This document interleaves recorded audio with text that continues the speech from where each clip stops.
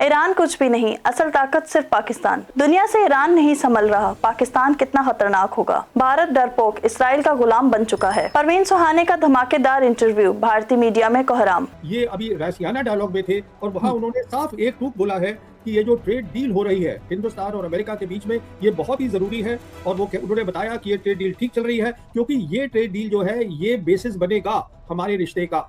कहने का मतलब ये है कि जैसे आप सब जानते हैं, आपके व्यूअर्स, 13 फरवरी 2025 को कुछ ही हफ्ते हुए थे, ट्रंप आए थे ऑफिस में, हमारे प्रधानमंत्री वहां गए, ये जॉइंट स्टेटमेंट साइन करी गई और उसमें ये हमने साफ कहा था कि जो ट्रेड डील है हम दोनों के देश के बीच में, वो हम 2030 तक $500 बिलियन तक बायलैटरल बना देंगे। अभी जो हमारा ट्रेड है वो करीबन $139 बिलियन है। कहने का मतलब उसने अपना एक पूरा इकोनॉमिक वो बना दिया और एक तरह से हकलाते हुए इस बात को कह रहे थे, क्योंकि कहते हुए भी अजीब लग रहा होगा कि खुद भारत में आकर इतने बड़े ऑडियंस के सामने, जैसे आपने कहा कि दुनिया भर से तमाम बड़े बड़े अधिकारियों को इस रायसीना डायलॉग में बुलाया जाता है। मैं वापस आपको लेके आना चाहती हूँ, हालांकि दोनों मुद्दे आपस में जुड़े हुए हैं, कि जो कहा जा रहा है कि अभी 5 मार्च से लेकर 4 अप्रैल तक की ये इजाजत दी गई है क्योंकि अमेरिका और इजराइल के जो युद्ध हो रहा है इससे तेल की सप्लाई प्रभावित हो रही है। अब सबसे बड़ी बात तो मुझे ये भी बताइए कि भारत की जो 40% जो कच्चे तेल की सप्लाई है वो स्ट्रेट ऑफ हॉर्मुज से होती है, लेकिन ये जो असमंजस वाले और एक मिक्स्ड जो बयान आ रहे हैं कि पहले बयान आया कि सिर्फ चीन को इजाजत होगी स्ट्रेट ऑफ हॉर्मुज से अपने जहाज ले जाने की, अब ये कहा जा रहा है कि इजराइल अमेरिका ब्रिटेन और ब्रिटेन के अलावा बाकी देशों को इजाजत होगी कि वो इस रास्ते से तेल ले जा सके। अभी क्या है, हम कहाँ खड़े हुए हैं इस वक्त? हम यहाँ खड़े हैं कि जो इनके डिप्टी फॉरेन मिनिस्टर हैं ईरान के,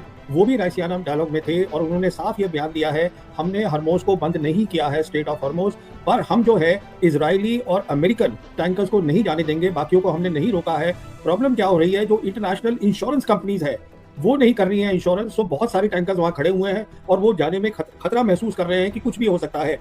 तो अब हिंदुस्तान की जो फॉरेन पॉलिसी है वो एकदम अमेरिका के साथ जुड़ गई है, ये तो सबको दिख ही रहा है। अब ये जो सारी बात होती थी, जयशंकर बार बार हर प्लेटफॉर्म से बोल रहे हैं कि हमारी न्यूट्रल फॉरेन पॉलिसी है, हम जो है वो स्ट्रेटेजिक ऑटोनॉमी है, ऐसा कुछ भी नहीं है, सब दिख रहा है, वो हमें आके धमका देते हैं। तो कहने का मतलब ये है कि हम जो है, हमें बता दिया, हमको अमेरिका ने कहा है कि देखिए आप अभी रशिया से ले लीजिए, रशिया हमारा टाइम टेस्टेड दोस्त है, रशिया को कोई प्रॉब्लम नहीं है हमको देने में। तो जहां तक स्ट्रेट ऑफ हरमोज का ताल्लुक है, सीधी सी बात यह है कि इतना खतरा लोगों को लग रहा है, एक डर बैठ गया है, माहौल है इजराइल का, इजराइल के ड्रोन्स का, इजराइल की मिसाइल्स का, कि हमारे टैंकर्स का नुकसान हो सकता है, इसलिए वहां पर कोई नहीं जा रहा है। उन्होंने तो सिर्फ कहा है इजराइल और अमेरिका को हम नहीं जाने देंगे। जी हाँ, तो यानी कोई नहीं जा रहा है डर से। ऐसा नहीं है कि ईरान ने कोई इस तरह से एक शर्त रखी है कि सिर्फ चीन को ही वो रास्ता देगा, लेकिन साफ साफ कह दिया कि इन 3 देशों को कम से कम नहीं दिया जाएगा। अब मुझे ये बताइए आप प्रवीण साहनी जी कि ये खबर तो आई है रूस के तेल वाली, पहली बात तो मुझे बताइए क्या इससे कोई राहत होगी? वो ये कह रहे हैं साथ साथ कि ऐसा नहीं है कि रूस को कोई बहुत बड़ा इकोनॉमिक फायदा हो जाएगा, ये हम होने नहीं देंगे, लेकिन 30 दिनों की ये मोहलत आपको दे रहे हैं। हम जानते हैं इससे पहले हमारे ऊपर जो है वो टैरिफ लगा दिया गया था 25% और 25% और ज्यादा उस पर लगा दिया गया था। फिर ये भी कहा गया ये डोनाल्ड ट्रंप के जरिए कि मैं ये समझता हूं, मैं नाखुश हूं, इसलिए नरेंद्र मोदी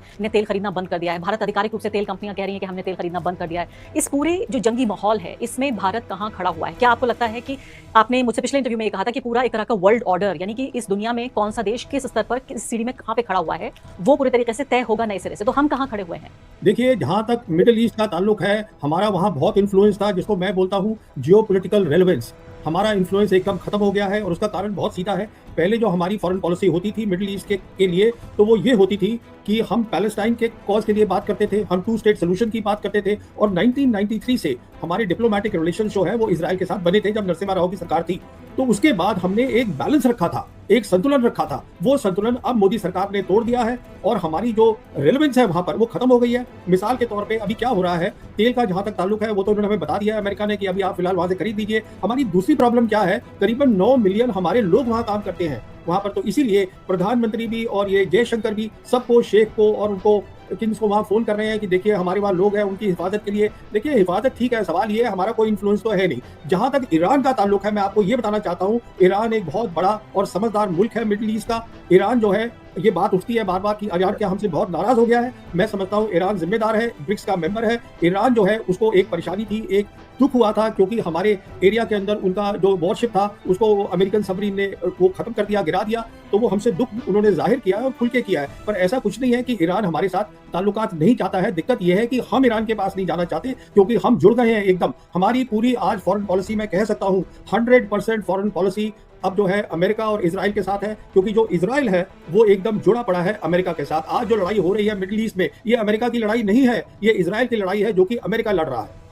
और इससे पहले मैं ये भी आपसे पूछ लेती हूँ, जिस पर इतना असमंजस है, कोई भी खुलकर बोलने को तैयार नहीं है, लेकिन कम से कम आपको तो मैं उन लोगों में गिनती हूँ जो सच को सच कहते हैं, झूठ को झूठ कहते हैं, काला और सफेद का भेद कर लेते हैं। मुझे बताइए कि तमाम तरह के, चूंकि आपने ये कह ही दिया है अब ये कि इजराइल की वॉर है, और ये सिर्फ आप नहीं कह रहे हैं, वहां के मिलिट्री वेटरन, कल देखिए व्हाइट हाउस में क्या हंगामा हुआ, किस तरह से उन वेटरन का हाथ तोड़ दिया गया जिन्होंने ये कहा कि ये इजराइल की वॉर है, मैं इजराइल की वॉर में जान नहीं दूंगा, मैं इजराइल की ये वॉर नहीं लड़ूंगा। तो एक तरह की बगावत तो वहीं सेना में नजर आ रही है, यूनाइटेड स्टेट्स के ही। जब नरेंद्र मोदी जी वहां पहुंचे इजराइल, उसी दौरान ये पूरा जंग की जो तैयारी थी वो चल रही थी, उनके लौटते ही समझिए कि हम तो सांस नहीं लिया होगा उन्होंने यहाँ आते हुए, और तभी ये हमला हो गया था। खबर ये भी आई कि हमला दरअसल एक हफ्ते पहले होना था, यानी कि जब मोदी जी वहां मौजूद थे उस वक्त इस हमले की प्लानिंग की गई थी। इसको और इस पूरी विजिट को एक कवर की तरह इस्तेमाल किया गया ताकि कि दुनिया और ईरान और बाकी सब लोग इस मुगालते में रहें कि देखिए यहाँ तो एक इतने बड़े देश के नेता इसे विजिट कर रहे हैं, उनका दौरा चल रहा है, तो हमला तो हो नहीं सकता, और उसी दौरान उस कवर को इस्तेमाल करके हमला कर दिया। आप मानते हैं ये बात?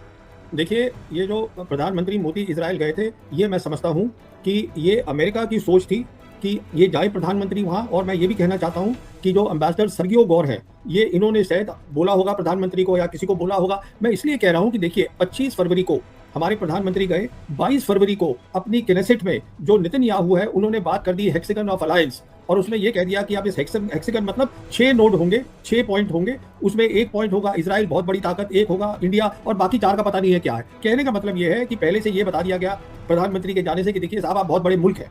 तो उसके बाद फिर आप जानती भी है कि वो सेनेट के अंदर एक मेडल भी दिया गया, जिसमें जो मेडल पहली बार बनाया गया था। कहने का मतलब ये है कि प्रधानमंत्री को ये बताना था कि देखिए आप बहुत बड़े हैं, पर उनके जाने से क्या हुआ है, हमारी जो फॉरेन पॉलिसी थी अब वो एकदम खुल के सामने आ गई है।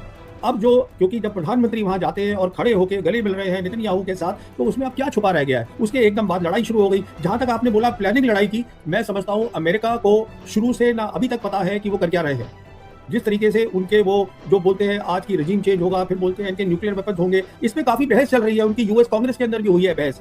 तो उनका कोई ऑब्जेक्टिव नहीं है, उनको क्लैरिटी नहीं है कि हम कर क्या रहे हैं। तो जहां तक ईरान का ताल्लुक है, ईरान के डिप्टी फॉरेन मिनिस्टर ने हमारे राइसियाना में डायलॉग में साफ बोला है, जब उनसे पूछा गया, उन्होंने ये कहा है ये लड़ाई हमने शुरू नहीं करी है, ये लड़ाई अमेरिका ने शुरू करी है। जब अमेरिका बंद करना जाएगा तो लड़ाई बंद हो जाएगी। अब सवाल यह है कि अमेरिका लड़ाई कैसे बंद करेगा, क्योंकि उसमें अमेरिका, इजराइल, जैसे मैं आपसे पहले भी बोला था, ये पूरा मिडिल ईस्ट की जियोपॉलिटिक्स बदल जाएगी और उसके साथ साथ दुनिया की जियोपॉलिटिक्स में बहुत बड़ा असर पड़ेगा। तो अमेरिका के लिए एक बहुत बुरा संकट का टाइम मैं देखता हूं इन टर्म्स ऑफ जियोपॉलिटिक्स। और हिंदुस्तान का तो मैं अफसोस इस बात का है कि हमारे पास ऑप्शंस हैं, मल्टीपोलर वर्ल्ड है, हम इस साल ब्रिक्स की प्रेसिडेंसी है हमारे पास, उसके बावजूद हम क्यों तय कर रहे हैं कि हमें अमेरिका के साथ ही खड़ा होना है। अमेरिका ठीक है, इंपॉर्टेंट कंट्री है, मैं ये नहीं कहता हूं, पर जो हमारा संतुलन था हम उसको क्यों संतुलन को खो रहे हैं। पूरे तरीके से, और मैं बहुत बड़ी फैन नहीं हूं टकर कार्लसन की, लेकिन मैं देख रही थी उन्होंने साफ साफ कहा, ये बात सिर्फ आप नहीं कह रहे प्रवीण जी, ये बात सिर्फ हमारे जो ज्योग्राफिकल एरिया है उसी में लोग नहीं समझ रहे हैं, पूरी दुनिया में इसको लेकर चर्चा हो रही है। उन्होंने कहा कि अच्छी तरह इस बात को समझ चुका है इजराइल की पूरी जो गजा की जंग हुई, जंग क्या हुई, जो नरसंहार हुआ जिसमें हजारों लोगों की हत्या की गई, उसमें पब्लिक ओपिनियन बिल्कुल खिलाफ हो चुका है इजराइल के। अमेरिका में भी खिलाफ हो चुका है, पश्चिमी दुनिया में भी खिलाफ हो चुका है। अब उसको एक ऐसा साथी चाहिए जहां लोगों की तादाद ज्यादा हो, जिसको वो दोस्त कह सके, जिसके जरिए वो पब्लिक ओपिनियन चेंज कर सके। उन्होंने कहा कि 2 ऑप्शन हो सकते थे उसके पास, कि चाइना हो या फिर इंडिया हो, यानी इंडिया भी बड़ी आबादी वाला देश है, बड़े इन्फ्लुएंस वाला देश है, तो चाइना तो इस चक्कर में आया नहीं, लेकिन जो भारत है वो फंस गया है इस चक्कर में। नरेंद्र मोदी जी के जरिए पूरी दुनिया को ये बताना चाहता है इजराइल कि देखिए 140 करोड़ लोग मेरे साथ हैं इस पूरी जंग में, वो मुझे सपोर्ट कर रहे हैं। फिलिस्तीन के मामले में भी, ईरान के मामले में भी, और एक ऐसा देश जहां 20 करोड़ मुसलमान रहते हैं जो कि पूरी दुनिया में करीब दूसरे तीसरे नंबर पर हैं, तो ऐसे देश को ये बताना चाहता है इजराइल और नेतन्याहू कि देखिए ये देश मेरे साथ है, 140 करोड़ लोग मेरे साथ हैं। मैं आपकी बात से बिल्कुल सहमत हूँ। देखिए उनकी कितना है, इजराइल जो है 9 मिलियन लोग वहां रहते हैं, सिर्फ 9 मिलियन। ईरान में रहते हैं 95 मिलियन, हमारे यहाँ देखिए 1.4 बिलियन, इतने लोग हैं हमारा एक अलग वो स्टेटस है, हमारी एक अलग ताकत है, हमारी एक अलग मार्केट है, हमारे अंदर जो हमारे लोग हैं उनमें काबिलियत है, सब कुछ है। मुझे समझ में नहीं आता कि क्या मजबूरी है जब हमारे पास ऑप्शंस हैं, हम क्यों उनके साथ, ठीक है रिश्ते रखिए आप, रिश्ते ये नहीं है कि मोदी सरकार से पहले रिश्ते नहीं हुए थे, पहले भी रिश्ते हुए हैं हमारे उनके साथ। कहने का मतलब ये है आज जो है इस तरीके से जुड़ जाना अमेरिका के साथ, ये मुझे बिल्कुल समझ में नहीं आता। इससे हमारा कोई फायदा नहीं होने वाला, क्योंकि अमेरिका किसी का दोस्त नहीं है, अमेरिका को पार्टनरशिप करनी नहीं आती। उसका कारण ये है, अमेरिका में एक सोच है, हमने कोल्ड वॉर जीती है जो उन्होंने जीती है, और यूनिपोलर वर्ल्ड जो था उसके अंदर उनका ये थी सोच कि हम दुनिया को कुछ भी कर दें, हम कहीं भी इसको मार दें। 2003 से आप देख लीजिए उन्होंने कितनी तबाही करी है। उन्होंने इराक पे लड़ाई करी, उसको खत्म किया, Syria, Lebanon, Libya, Somalia, Sudan, और अब ईरान। एक बात जो उनको समझ में नहीं आती है, ईरान इराक नहीं है, ईरान एक सिविलाइजेशनल कंट्री है, 5000 साल की सिविलाइजेशन है, और ईरान जो है उसमें ताकत है, वो लड़ेंगे, वो नहीं पीछे हटेंगे। ये बात नहीं उनके समझ में आती अमेरिकन के, उनको यही लग रहा था कि हम इराक में ये कर सकते हैं तो हम ईरान में भी ये कर सकते हैं, आप नहीं कर सकते। बहुत बड़ी बात आप ये कह रहे हैं और शायद जितना जल्दी हम भी समझ सकें इस बात को तब भी उतना भी बहुत देर नहीं हुई है। अभी मैं कह रही हूँ इस बात की भी तारीफ होनी चाहिए कि चलिए अपने विदेश सचिव को हमने भेजा तो, और एक तरह से एक शोक जो है संदेश के साथ हमने ये पहली बार इस पूरे एक हफ्ते के इस पूरे क्राइसिस में, इस पूरे खतरे और जंग के माहौल में हमने इस जरूरत को समझा, तो कहीं ना कहीं एक छोटा सा रियलाइजेशन तो है कि हम अपने साथ ठीक नहीं कर रहे हैं। उम्मीद हम ये करते हैं, हालांकि उम्मीद करें तो किस बुनियाद पे करें, पूरी तरीके से जैसे आप ये कह रहे हैं कि फॉरेन पॉलिसी का बहुत बड़ा एक मेजर चेंज हुआ है जिसको भारत के जनता को, नागरिकों को अच्छी तरह इस बात को समझना होगा। जो प्रवीण साहनी जी कह रहे हैं कि सिर्फ ये ईरान का मसला नहीं है, इजराइल और अमेरिका का नहीं, भारत ने अपने को ठीक से पूरे तरीके से साफ तौर पर इजराइल और अमेरिका के साथ खड़ा कर लिया है और उसकी कीमत जो है वो अब उसको चुकानी होगी। बहुत बहुत शुक्रिया प्रवीण साहनी जी बातचीत के लिए। थैंक यू, शुक्रिया। कि रूस से तेल खरीदने की हमारे जो नए आका हैं उन्होंने इजाजत दे दी। बहुत बहुत शुक्रिया आपका डोनाल्ड ट्रंप जी, बहुत बहुत शुक्रिया, आपने हमारी जान बचा ली कि हमको तेल खरीदने की आपने इजाजत दे दी। लेकिन कहा यह है कि पहले जहाज में जो तेल लोड हो चुका है वही बेचा जा सकता है रूस के जरिए, और ये सिर्फ 30 दिन की ये मोहलत दी गई है। इस मोहलत का हम क्या करें? इस मोहलत को हम ओढ़ें, पहने या खाएं या बिछाएं, क्या करें? जाहिर है ऑपोजिशन पूरी तरीके से डोनाल्ड ट्रंप के इस पूरे कदम का और भारत को इस तरह से नतमस्तक हो जाने को लेकर निंदा कर रहा है। राहुल गांधी कह रहे हैं कि पूरी तरीके से कॉम्प्रोमाइज प्राइम मिनिस्टर है। लेकिन इस सब के अलावा, ये ऑप्टिक्स के अलावा इसके क्या मायने हैं?